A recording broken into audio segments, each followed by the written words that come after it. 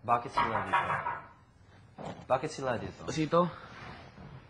Like I said, I was reading a rule book. Anyone could be replaced Yeah. from a forced eviction, and if I was the one, I'm thinking if I was the one to go outside, then I'm done, and Luz and Kigoy would be coming in. Maybe.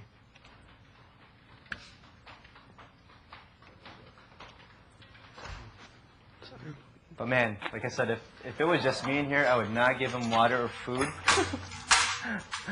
I will be a dick. But majority is. Simulan na eh. Bad vibes, go away. Tulog ako ah. Sorry. Alam nila nandito. Hindi ko alam. Alam ko hindi. Should put something breakable on top. Di ba?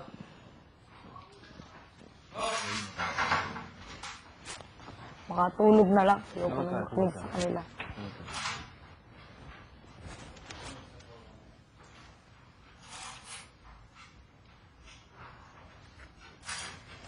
Sakit na ng ulo ko sobra.